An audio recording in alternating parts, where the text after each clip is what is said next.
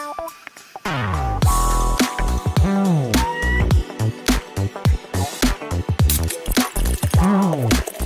there, everybody. Welcome to Beer with the Boss, that podcast where a guy and his boss have a beer, talk about technology and whatever is trending out there. Before we start, remember to subscribe to our channel, activate notifications, and please like this episode as well. My name is Rodrigo Matos. I work at Webera, and today here with me, as usual, is my boss, Joel Zamboni. Hey, Joel, how's it going, man? And please let me know why you're drinking today. How are you guys? Thank you. Today I'm drinking another Paulaner, like one of the episodes. This time it's not an October one. It's a Monker. I don't know how to read German. I'm sorry. No worries. Lager. Man. I know Lager. Definitely no. It's a Paulaner. Do you like IPAs? Yeah, I like it. And today we have another guest here, which is Joe Wolf. So Joe Wolf, it's a longtime friend. We work together in several projects already. As always, we like to invite people who knows about something. And today, we are here to invite Joe Wolf to talk about DevOps and cybersecurity. What are you drinking, Joe? Drinking a secret Chick-fil-A drink. Okay. Well, it's just Monster Energy drink and Chick-fil-A. Unfortunately, I can't call it a day. So yeah. So you want to introduce yourself and talk about a little bit about what you do, how you do it? Yep. So I have been in, systems engineering, release engineer. I've been a software engineer. I have been obviously a DevOps engineer for several years, a decade maybe. And then, I've been a director of DevOps for some years. I've been a director or manager of technology or DevOps for, I want to say, the past 4 or 5 years or so. So, so I've been in administration. I also contribute to a few open source projects on my downtime. And I've also been on the security side of technology as well too. So, and obviously, I think as well as you, Joel, you've interacted with many SecOps teams, cybersecurity teams. So, we love them. Thank you for joining us today. So great to have you here. We're going to talk about DevOps and cybersecurity today. Very important topic. But first, I would like to say, Joe, you didn't ask me, but well, I'm going to say it anyway. I'm drinking American beer today. Yeah, it's a Blue Moon. Belgian white, right? Really nice. I really like this beer. Isn't it supposed to be Belgian? Is it Blue Moon Belgian? Yeah, it's an American beer, but it's Belgian white. So it's like what? Yeah, so it's like what Chinese restaurants are here in America. Exactly. Yeah, and in Brazil as well, we have like Japanese sushi with cream cheese. Yeah. No, they have here now. They have here now too. Yeah. They have cream cheese and the sushi here. So we always express our best. Do you know how Americans drink that beer? No. With a slice of orange. Right? Yeah, with a slice of orange. Yeah. Just Don't like Yeah, I'm sorry, man. I forgot the beer, man. It's so bad today. Sorry. I forgot to ask you in the other episode as well. No. All right. We'll call this episode "Beard with the Boss." Beard. Yeah. Rodrigo is still growing. Okay, so let me start with a very important question, Joe, about DevOps and cybersecurity. Can you explain to us how can DevOps contribute to increasing a company's cybersecurity? So I think in many cases, there's a lack of automation and processes, right? So, for example, there's a lot of security tests that you can do within a pipeline, right? As you move forward, you can do third-party dependency checks to see if there's any CVEs on third-party modules. I think a lot of organizations don't think about that, and they only do scans after the fact, right? So I think ingraining processes like that, checking any security groups or network behavior before an application is actually deployed, doing sanity checks. So a particular tool that comes to mind that you can do compliance checks against infrastructure as code on are tools like Chekhov, for example. I don't know if anybody here has heard of Chekhov before, but it will do compliance tests. So you can pick a specific compliance model. Like, for example, if you want to pick SOC 2, and you can have it scan against your infrastructure as code, it'll scan the controls and give you a baseline. Am I compliant? Am I not? Are there any issues? And then depending on that, you can halt a deployment, or, if you pass, you can move forward, etc., without even needing to engage a SecOps team at that point. And then in general, having a SecOps team engaged within those practices, right? So everything from your software, delivery or build process, all the way up to your infrastructure. I guess infrastructure would come first, right? But your infrastructure delivery process, which includes, your network delivery and a lot of cloud environments. So when I'm talking, I'm speaking most specifically on cloud deployments, not colo or on-prem deployments, which have their own unique challenges. Yeah, no, that's a good thing. Yeah, we can see these attacks, right? We have now supply chain attacks, right? Where people try to inject code, and then you keep using that library that has like 200. And then there was that weird one with was it Pip? I think it was with Pip, where they'll create a module that it looks identical to yours, and then they'll inject some code that's real similar. I remember in Pip. So if you have like your own private PyPy server, and a malicious third party sees this, they'll create like their own module. So if you have like a module for, I don't know, RabbitMQ or something like that, right? Some standard module that would provide a standard way to connect to an organization's messaging queue service, or database instances, or configuration module, something of the sort. Malicious people will create on the central PyPy, they'll create a module that has the same exact name as yours. So it could be like myorg hyphen, I don't know, MQ, for example, right?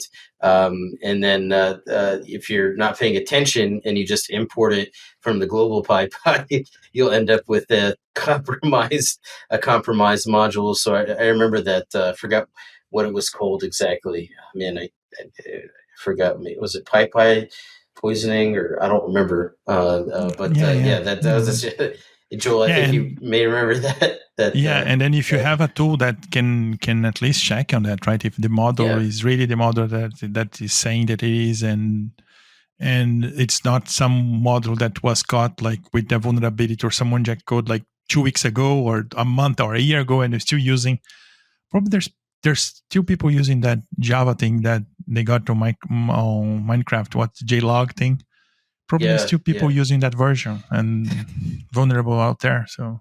Yep, and probably not aware of it, and it comes down to just that comes down to foresight too. Like, you should be thinking about those things. I know it's harder retroactively, but if you're starting a new company or project, you should definitely think of ways of controlling your supply chain. Your supply chain being where you're getting your third-party modules from. At least set up an intermediary and on your network block, or your build system block, the public use of those modules, right? And if you need it, then you can pull it into your own PyPy or whatever, artifact, whatever you're using for managing your libraries or modules. I guess in Python's case. Yeah. Or Node, right? And Node. Yeah. I saw Node. We don't care about Node. No, I'm just kidding. Yeah, no. We saw Node. There's a model called is even. I was like, what? Someone made a model to know if the model number is even or not? That is. And it's download, I don't know how many thousands a week. It was like. I remember I was a Python developer. We had an ongoing joke about Node developers. Yeah, it's like all kinds of.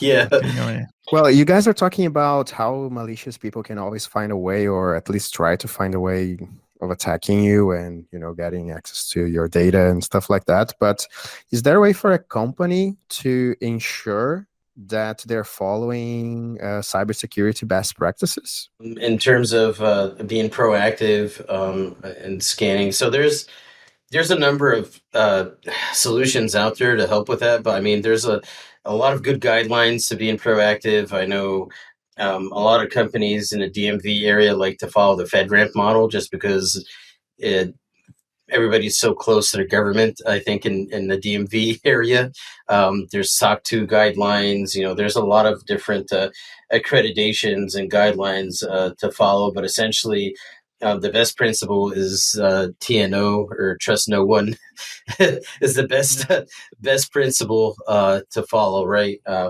You can't just trust. Oh, this is coming straight from Docker Hub, so it has to be okay, right?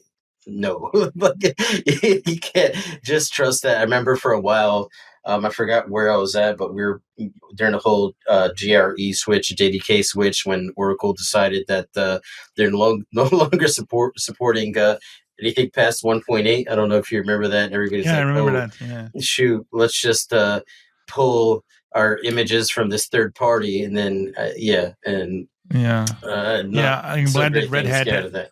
Yeah. Red Hat ended up supporting after. So Yeah. So it's like, Hat. or OpenJDK. I remember that. So do we use OpenJDK or do we use Oracle JDK? Which, by the way, I'm not the biggest Oracle fan. Yeah, me neither. For many reasons, but I mean that's really the things to be looking at. What is open, looking at access points, who can get in, what can they do when they get in. I remember I was acting CISO for a while. That was the most paranoid state in my life, right? Like you're constantly thinking. So that's the real thing, right? When you talk about TNA, right? What's the TNA? DNA. Don't trust. Trust no one. Trust no one. Trust no one. Right. I think that gets on the zero trust thing, right? There's another zero trust, same thing. Yeah. Zero trust is the same thing. But like when you're talking about Oracle company, right? And you see many people having issue with them. The problem with those phrases like we're primarily talking about software and technology. So we don't trust in technology. We don't trust in the code. So we try to, and the problem with Oracle specifically is that they don't trust in people. They have too many contracts. They have too many. So it's it's really hard to deal with their lawyers and things like that, or the licensing model and all those things, right? Everyone who ever worked with Oracle, they have stories about dealing with license model. Yeah, their licensing models are atrocious, and they change everything. And they change, right? Like they change. If you had the same agreement for 2 years, then okay, well, it's not going to change that differently. When I need wrong, like it's going to change and not to your benefit because they know they have you looped in, and they know it's going to require a significant refactor if you want to move away from their product. So. They like gotcha, like I remember I have this ULA unify something like that, the unify license agreement or something like that Oracles look at your size and then you give me this amount of millions, okay, for 3 years, and then after 3 years you give me like half of the company. I was like, what do you mean? Yeah. At that point, it's like, are you just interested in buying my business? At that point, And if you work with Oracle, please subscribe to our channel and like this episode. We love you. We just don't love your lawyers. If you're a lawyer at Oracle, we are looking for a lawyer. So, well, for me, I was a big fan of Sun Microsystems. I don't know if you guys remember Sun, and then they bought Sun and they synced them essentially. Everything Sun did became, I don't know, they have like no roadmap now, like MySQL.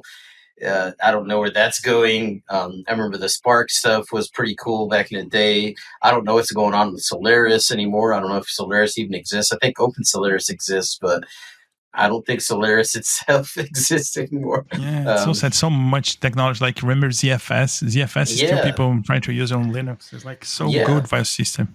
My pfSense firewall runs ZFS. It went back to the community, like to FreeBSD. FreeBSD is handling the whole thing now. So it's awesome. The ZFS is so good file system. Has the duplication, compression, everything you need in life. You have a system.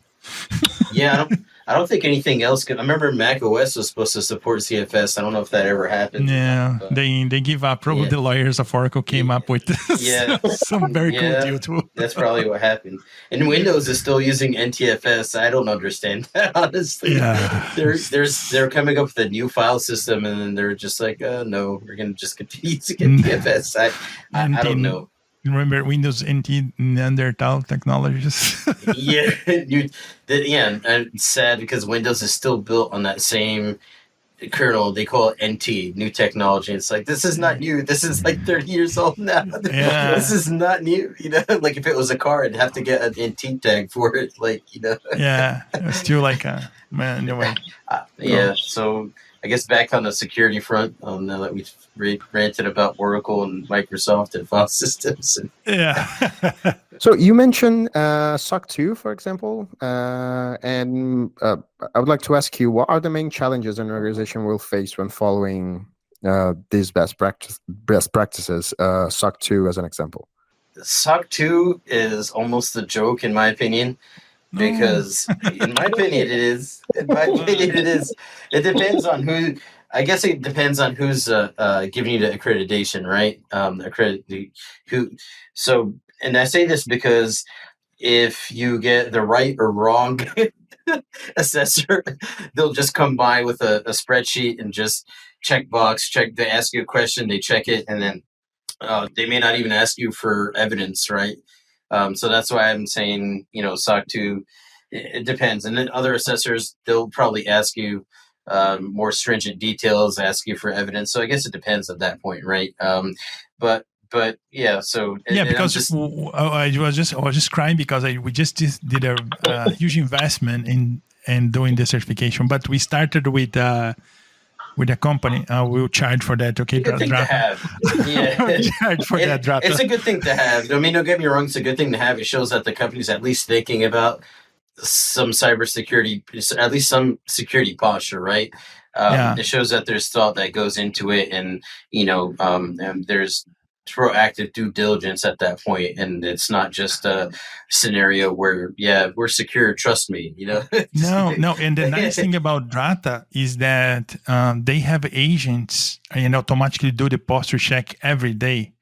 It's like every computer at Webera will have their agent, and they will see that the drive's encrypted, the person is with antivirus, all those things are there and connect to their console. So I'll give you an example of SOC 2 compliance at a company that shall not be named. This was way back, I think 2011, 12, something like that I worked at. I don't remember. It was a while ago, but so their SOC 2 compliance assessors came. They asked some questions. They did kind of like a gap finding. And then they said, okay, you have gaps here. And then they came back after, I don't remember, I think it was like a month or so, something like that. They asked the same questions. Have you guys rectified these gaps? Yeah, this is how we did it. No evidence, no screenshots, no logs, nothing. Just took our word for it. And then, I don't know, a few weeks later, we were SOC 2 complaints. This was like, at least 16, 17 so just giving you an idea. So that inherently is where I think a lot of there's issues with cybersecurity, right? You have a lot of security professionals, and they are trained into controls, right? They're trained into controls, but they themselves, I don't feel, understand the controls, right? So if you ask them for clarity behind a control, like if you say, okay, well, what is this verbiage behind AC2, for example, in FedRAMP? What does it mean, right? They'll tell you the control verbatim, like off the top of their head. You're like, no. What does it mean? I have this implementation for my access in IAM provisioning. Does it fall in compliance with this control, right? And they can't answer that, so it's troubling, right? So that's my experience dealing with a lot of security professionals. Is they know a lot of the controls offhand, but for example, if you have a certain SSH implementation, if you give them a configuration file, right, does this meet your compliance? And am I using it? They can't tell you, right? you have to figure it out on your own. So it's like, okay, well, great, and then if you just tell that person, yeah, sure, we do that, they'll a lot of the time just take your word for it and run with it, right? And then other times you'll meet with and it depends on the team assessor, 3PAO, what have you.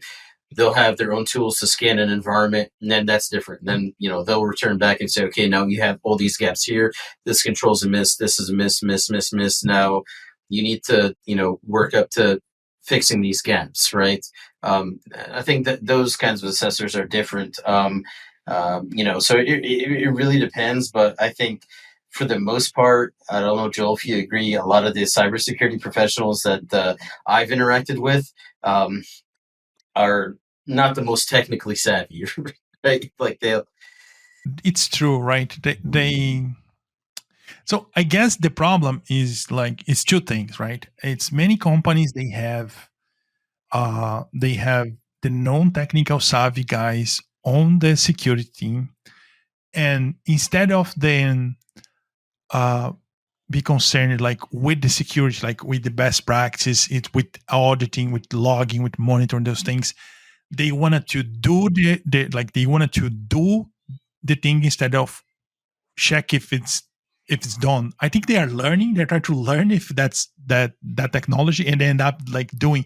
So I never believe in this thing of like so many companies come to us and say, "Oh, we want to DevSecOps." I was like, I don't do that. It was like, why you don't do that?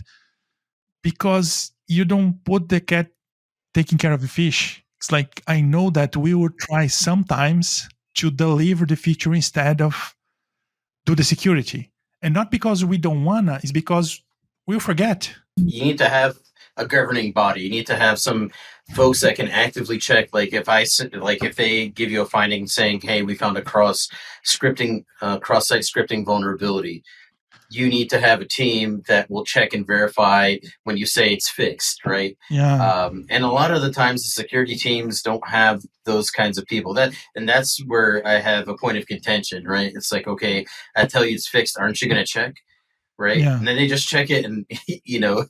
it's like, okay, well, Yeah. I don't know if I really fixed it or not, but, and so that's, I think, where there's a lot of disconnects, and a lot of the security teams don't have tools that will automate or check, like, okay, this person said that this vulnerability has been fixed. Can you check, right? Can you verify that this has been fixed, right? And I'll give you guys an example, right? So I've been on an assignment that shall remain nameless. I don't like to name drop, but there's development teams that I was working with, and they want to get their own accounts that they manage, right? So this entity has different models for managing the provisioning of accounts. So there's a model that's fully managed, and then there's another model where they get access, but they're responsible for their own ATO, and they hold the bulk of responsibility. So they want to go that way because they have less restrictions on deploying. They don't have to wait on a DevOps team or anything of that sort to deploy anything for them. They could just do it themselves, right? So they were arguing with that. I'm like, well, you guys know you're going to have more responsibility. And they were like, what do you mean? The security team, they're a pushover. Like, they flat out told me that they had a list of findings that they got for their previous project. And for each finding, they just put in, verses from rap lyrics in each one, and the security team approved it, and they put them in production. So just to give you an idea, this is not like a smaller organization. So, I mean, can you imagine, like, reading a list of responses to a finding, and it's just like lyrics from like Sir Mix-a-Lot or something like that? That's exactly, and they took it. They said, "Great, okay," and they just moved forward with it. And I'm just like, okay, well, I guess it's out of my hand. If security thinks rap lyrics are okay for remediation, fine. I'm not gonna. And that's the problem. Like, I think security and DevOps suffer from one small thing, one common small thing. That an example, I was watching a podcast the other day, or listening to a podcast the other day, because you watch podcasts on YouTube. So I was listening to a podcast, and they were talking about what DevOps have to do, have to know, right? And then, all the tools and all the languages. That's it. Yeah. So, Yeah, and I guess security is about the same, right? What do you have to know? You have to know how to secure every single technology and every single language and exactly. which is hard. So it's like companies don't help, like organizations don't help to think about that. People can't know everything. There's a limit Exactly. to And what there's no someone. training, right? Like, Yeah, I think an alarming trend, I think in today's workforce, like in the past, um, you would get retrained, right? If there's some new technology or something new, right? Companies would invest in training. They would retrain their employees, make sure they're aware, they understand new platforms, technologies, etc. At least this is probably way back in the day, but nowadays it just doesn't happen, right? Like yeah. People just there's want no to. Yeah, investment. You'll get like sexual harassment training and HR training, like stuff but like that, like not not not professional technology. training. And if Yeah, they do have training, you never have the time to actually go through it, right? Like we have this portal where you can take these courses, but guess what? You're working 10 hours a day. Oh, you want to do training, you figure that out on your own time, right? Like they don't I feel like a lot of companies just don't invest in their employees as well, right? Like, so you'll end up with folks that they'll be very capable if it comes to ATOing an on-prem or co-located environment, right?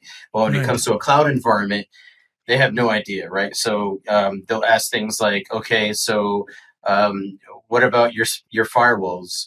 Who manages your firewalls? Where are the firmware versions? And you're just like, huh? Like we use security groups and Yeah, what are the it's firmware funny. versions? And it's like It was like, actually AWS manages that. yeah, we don't see the versions, we don't see the Yeah. fires, we don't see nothing. It was like, it was Yep. funny. I was in a company, then there was these guys from outside auditor, and they come up with the question, who uh, who is applying security on the Amazon Transit Gateway? I was like, that's a router. There's no security on that thing. It's just a router Yeah. from Amazon. We don't touch it. We just put the Yeah. routes there, and then it tells the packages where to go. There's They struggle with the managed security model, right? Where you Yeah. inherit an ATO. So, and they get a little frustrated and like, well, we inherit that from AWS. We inherit that from AWS. We inherit Yeah. that from AWS. I can tell they're getting annoyed when you say that, but it's true, right? Like, okay, Yeah. so who manages the hypervisor host? And you're just like, Amazon. Yeah, They just start to call get Amazon. frustrated. You want Yeah, their phone? We can give yeah. you their phone. You call them. Or my favorite one. What's the SLA? You need post AWS's SLA webpage. Oh, what about, don't we have a custom SLA? I was like, no, we don't. We give them, $400,000 a year. They're not going to give us their own SLA. Like, what do you mean? I was like, they're not going to. Like, the only way you're going to get your own SLA with AWS is if they build out a site or a region just for you, like what the Which they Pentagon was don't, doing. right? Yeah, Which they're they not going to don't. do that. Yeah, are you going to give them billions of dollars? Okay, they'll probably think Yeah. about it then at that point. Yeah. Otherwise, no, we don't have our own custom SLA. Like they Yeah. have bigger customers, like 99% of the time, so they get frustrated with that, and they don't understand. Like, and it's like you want to ask them, like, aren't you going to ask me about my IAM rules or bucket policies or KMS keys or anything of that sort?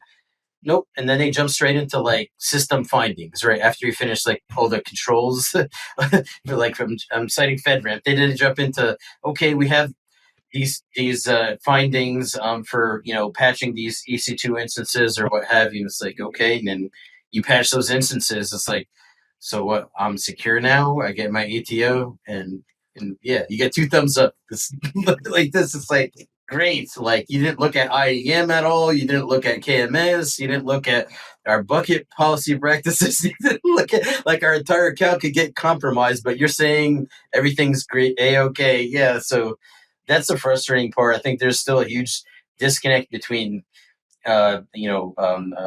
infrastructure infrastructure services like AWS or cloud services and cybersecurity professionals, right? They just don't get it, right? Like they don't understand it. And that's been I think my biggest challenge is trying to explain that to them, right?